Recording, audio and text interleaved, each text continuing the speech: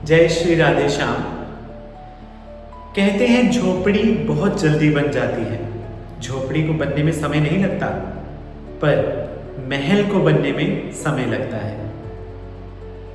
अक्सर व्यक्ति बहुत कुछ सोचता है, बहुत कुछ मांगता है भगवान से, पर जरूरी नहीं कि भगवान उसकी हर मांग पूरी करें। चाहे इवन वो भक्त भगवान का बहुत प्यारा होता है, भगवान की बहुत पूजा करता है, बहुत मानता है भगवान को, पूरा विश्वास होता है कि भगवान मेरी मेहनत का फल मुझे अवश्य देंगे, पर फिर भी कई बार हमारे प्रारब्ध के चलते हमें वो फल उस समय नहीं मिलता। हालांकि हमारी मेहनत पूरी होती है, पूरा जोर लगा के हमने मेहनत करी होती है, फिर भी हमें फल नहीं मिलता। तो उस समय जो डाउट जाता है इंसान का सबसे पहले कि भगवान ने मेरे साथ ऐसा क्यों किया। हमारे सबके मन में सबसे पहले यही विचार आता है कि भगवान ने हमारे साथ, मैं ही क्यों। मैं तो भगवान की बहुत पूजा करता हूँ, बहुत मानता हूँ भगवान को, मेरे साथ ही क्यों। हम बहुत परेशान होते हैं कि जो मेरा साथी था, मेरा दोस्त था, उसको तो फल बहुत जल्दी मिल गया, उसकी नौकरी लग गई, उसकी शादी हो गई, उसका बच्चे हो गए, उसका परिवार बन गया, वो एक बहुत अमीर बन गया, मैं वहीं का वहीं खड़ा हूँ, मेरी कोई तरक्की नहीं है। अरे उसके कर्म उसके साथ हैं, उसका प्रारब्ध अपना है, तुम्हारा प्रारब्ध अपना है। We have to justify to ourselves only. भक्ति वही है, भक्त वही है जो मुश्किल समय में, ऐसी परिस्थिति में ही जो परमात्मा की रजा में राजी रहे। आज इस विषय पर ही हम थोड़ा सा चर्चा करेंगे। एक कहानी के जरिए हम इस विषय को, इस टॉपिक को समझने का प्रयास करेंगे कि भगवान अपने भक्तों को कष्ट क्यों देते हैं, या उनकी विनती सुनने में वो समय क्यों लगाते हैं। एक बहुत ही प्रेमी भगवान का, भगवान को बहुत मानने वाला, भगवान की रोज सेवा करने वाला, भगवान के दरबार में जाने वाला, बहुत मेहनत करता है अपने लक्ष्य को पाने के लिए। He was preparing for the government exams। सरकारी नौकरी की तैयारी कर रहा होता है।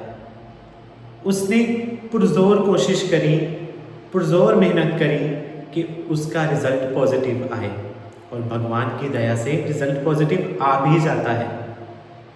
पर फिर कोई ना कोई अड़चन की वजह से 2-3 बार उसका सिलेक्शन रुक जाता है, सिलेक्शन नहीं हो पाता है। जब पहली बार उसका सिलेक्शन नहीं हुआ, वो बहुत टूटा हुआ था, was trying to suicide, but उसने अपने आप को संभाला, भगवान को नाराज जरूर रहा, भगवान से बहुत नाराजगी रही कि भगवान मैंने क्या बिगाड़ा है, मेरे साथ ऐसा क्यों, मैं तो तेरी बहुत पूजा करता हूँ, बहुत पाठ करता हूँ। पहला मौका निकल गया, दूसरा मौका निकल गया, तीसरा मौका निकल गया, अंत में वो हार गया कि भगवान अब मेरे से नहीं होता है, इतनी परीक्षा क्यों ले रहे हो, इतनी परीक्षा लिख दी है बाबा तूने भाग्य में मेरे। यही लाइन उसकी जुबान पे होती। एक दिन वो बहुत दुखी, बहुत हारा हुआ इंसान भगवान के दरबार में जाता है, वहाँ पे फूट फूट कर रोता है और पूछता है कि भगवान मैंने क्या बिगाड़ा है, मेरा क्या कसूर है, मेरा क्या कसूर बाबा, मेरा क्या कसूर। यही लाइन उसकी जुबान पे होती है और वो फूट फूट कर रो रहा होता है। उसी समय मंदिर के पुजारी वहाँ पे आते हैं, उससे पूछते हैं कि बेटा क्या हुआ, क्यों इतना रो रहे हो, क्यों इतना विलाप कर रहे हो। लड़का बताता है कि ये सब मेरे साथ हुआ है। तो बाबा उसको कहते हैं कि बेटा तू बहुत भाग्यशाली है, तू परमात्मा के बहुत करीब है, क्योंकि वो तेरी परीक्षा ले रहे हैं। पंडित जी कहते हैं अच्छा मैं तुम्हें दो बीज देता हूँ, एक तुलसी का बीज और एक बरगद का बीज। वो उस लड़के के हाथों में दो बीज पकड़ाते हैं, एक तुलसी का बीज और एक बरगद का बीज। वो उसे कहते हैं कि बेटा जाओ और उस ज़मीन में जाकर ये दोनों बीज थोड़ी सी दूरी पे लगा दो और फिर 1 महीने के बाद आके इनको देखना, पर शर्त ये है कि तुझे पानी इन दोनों बीजों में रोज़ डालना पड़ेगा। तो वो ऐसे ही करता है, करते करते 1 महीना बीत जाता है। तो वो दोनों बीजों की जगह पर बराबर पानी देता है, डेली पानी देता है, पर जो तुलसी का बीज होता है वो पौधा बन चुका होता है, पर जो बरगद का बीज होता है वो पनपा ही नहीं होता। अब वो दोबारा पंडित जी के पास जाता है, तो पंडित जी से पूछता है कि इसका क्या मतलब है। तो पंडित जी उसको बताते हैं कि बेटा देख, जो मैंने तुझे तुलसी का बीज दिया था वो 1 महीने में पौधा बन चुका है, उसका फल, उसका रिजल्ट मिल चुका है, पर जो बरगद का बीज था वो अभी तक पनपा ही नहीं है। इसका क्या मतलब है कि वो पनपेगा ही नहीं, वो पौधा ही नहीं बनेगा। कहता नहीं, ऐसा तो नहीं हो सकता कि वो पनपेगा ही नहीं। तो पंडित जी उसको कहते हैं तू 1 महीना और वेट कर, 1 महीना और पानी दे, फिर आना मेरे पास। वो ऐसा ही करता है, 1 महीना पानी देता है दोनों बीजों को, फिर देखता है कि जो बरगद का बीज है वो पनपना शुरू हो जाता है, वो हल्का सा छोटा सा पौधा बन चुका होता है। तो पंडित जी के पास वो दोबारा जाता है, तो पंडित जी उसको कहते हैं कि बेटा अब बताओ क्या हुआ। वो बताता है कि पंडित जी, जो बरगद का पौधा था वो छोटा सा निकल चुका है। तो पंडित जी ने कहा कि कितना समय लगा इसको निकलने में। उसने बोला 2 महीने। और तुलसी के बीज को वो तो 1 महीने में निकल गया। कहते जब तुलसी का बीज इतनी जल्दी निकला है तो तुझे पता होगा ये झड़ेगा भी बहुत जल्दी, ये सूखेगा भी जल्दी, पर जो बरगद का पौधा है वो कितने सालों तक खड़ा रहता है पता है। तो वो कहता है कि वो तो बहुत मजबूत होता है और बहुत विशाल होता है और उसकी तो हज़ारों सालों तक उम्र होती है। तो पंडित जी हंसकर कहते हैं यही फॉर्मूला तेरे ऊपर अप्लाई होता है।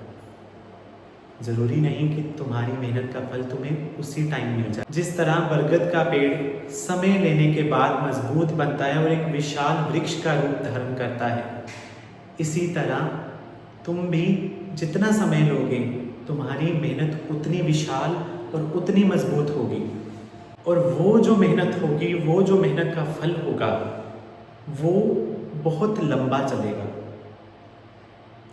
इसलिए धैर्य रखो, मेहनत करते जाओ।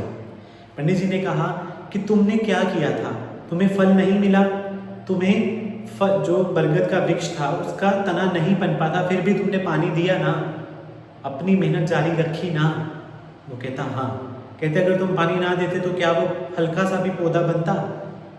तो लड़का कहता नहीं पंडित जी, मैं समझ गया कि मुझे मेरी मेहनत जारी रखनी है और उस परमात्मा के ऊपर पूर्ण विश्वास के साथ बस चलते रहना है। अगर एक रास्ता बंद होता है तो दूसरा शुरू करना है, पर टिके रहना है, अपनी मेहनत जारी रखनी है। और एक दिन आएगा जब मेरा प्रारब्ध कटेगा और मैं एक विशाल सक्सेसफुल पर्सन बन के निखरूंगा। तो यही फॉर्मूला हम सब की लाइफ पे अप्लाई होता है कि हर किसी का कर्म फल अपना है, हर किसी का भाग्य अपना है, प्रारब्ध अपना अपना है। किसी को जल्दी मिल जाता है, किसी को बहुत जल्दी मिल जाता है, किसी को बहुत लेट मिलता है, पर मिलता ज़रूर है। भगवान देर ज़रूर करते हैं पर अंधेर नहीं करते। हम ये ना देखें कि हमारा साथी कितना सक्सेसफुल है, वो हमसे पहले सक्सेसफुल हो गया, मेरा कलीग था, मेरा जो क्लासमेट था वो मेरे से पहले सक्सेसफुल हो गया। नहीं, हम अपनी मेहनत की ओर ध्यान दें, हम अपने आप को ग्रो करना सीखें। डेली हम अपनी ग्रोथ को देखें कि हम क्या कर रहे हैं, हमारी ग्रोथ कहाँ तक जा रही है। जब हम सिर्फ अपनी ओर देखेंगे तब बदलाव शुरू होंगे, तब बदलना शुरू होगा। तो आशा करते हैं इस वीडियो के माध्यम से कुछ ना कुछ हमें सीखने को ज़रूर मिला होगा। इसी तरह आप हमारे चैनल के साथ हमसे जुड़े रहिए। हमारे नए भजनों को और हमारी कथाओं को सुनने के लिए चैनल को सब्सक्राइब ज़रूर कर लीजिएगा और बेल आइकन दबा दीजिएगा, ताकि आने वाले सभी वीडियोस आपको बड़े आराम से मिल सकें। धन्यवाद। जय श्री राधे, जय श्री श्याम।